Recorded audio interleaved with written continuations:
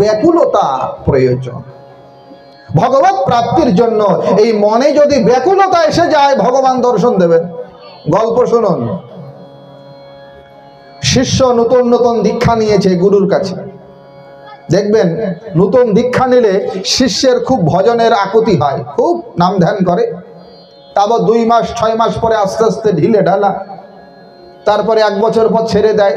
এই জন্য আমরা ঠাকুর অনুকূল চন্দ্রকে যারা ধরেছি, এখন আমরা মানুষের বাড়ি বাড়ি যাচ্ছি, নাম দিয়েছি ডিপি ওয়ার্কস। মানে দীক্ষা নিয়েছে বটে, আর কিচ্ছু করে না, সব ছেড়ে ছুড়ে দিয়েছে। ওদেরকে আবার খুঁচিয়ে খুঁচিয়ে ভগবানের নাম করো। তো নতুন নতুন দীক্ষা নিলে খুব ভজনের অনুরাগ হয়। নতুন দীক্ষা হয়েছে, গুরুদেবের কাছে গিয়েছে। গুরুদেব বলছেন, বাবা কেন এসেছো? বলে, গুরুদেব একটা জিনিসই চাই, ওটা আপনাকে দিতে হবে, এই জন্য এসেছি। কি চাও? গুরুদেবের পা ধরেছে। বলে, পা ধরেছো কেন? আগে বলো তো কি চাই। বলে, না, আমি যা চাই আপনাকে দিতে হবে। আচ্ছা বলো বাবা, তুমি কি চাও? শিষ্য বলছে, শুনেছি গুরুর করণ মানুষ এজন্য করে যাতে করে সে এই দেহেই ভগবানকে লাভ করে। বলে, হ্যাঁ তাই তো।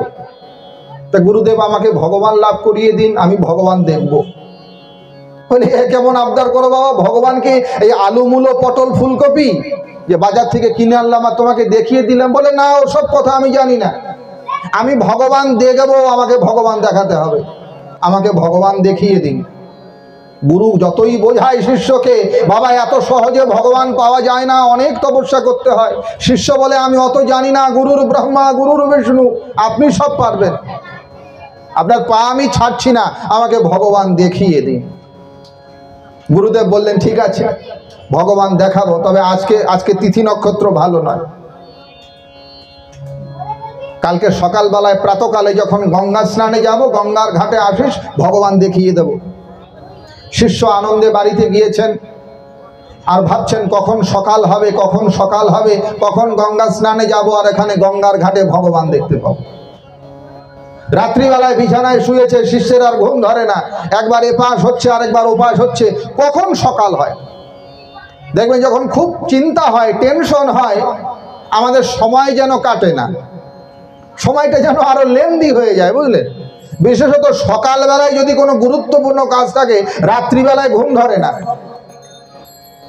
গুরুদেব কথা দিয়েছেন, গঙ্গার ঘাটে পরদিন সকালবেলা ভগবান দেখাবেন। শিষ্যের ঘুম ধরে না, বিছানায় এপাশ ওপাশ হয়, মাঝে মাঝে তন্দ্রা আসে, কিন্তু ঘন্টার পর ঘন্টা আবার জেগে ওঠে। 1 ঘন্টা গেলেই আবার কখন সকাল হয়। কোন রকম ভোরবেলায় সূর্য ওঠেনি, তার আগেই শিষ্য হাজির গঙ্গার ঘাটে।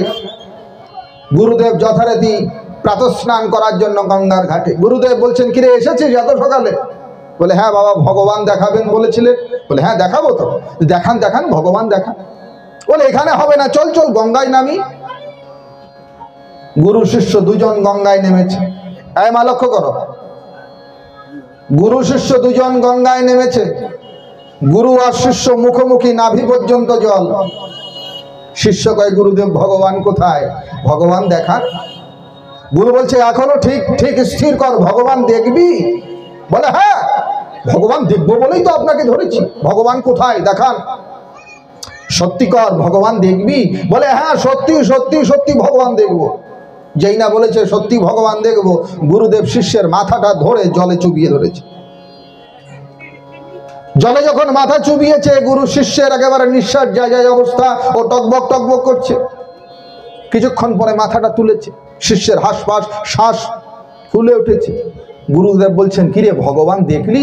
আর গুরু মশাই, জলের তলে আমার প্রাণ যায় যায় অবস্থা, আমার প্রাণটা কেমন আটুমাটু করছিল, মনে হয় এই বেরিয়ে গেল এই বেরিয়ে গেল, আর আপনি বলছেন ভগবান দেখলি?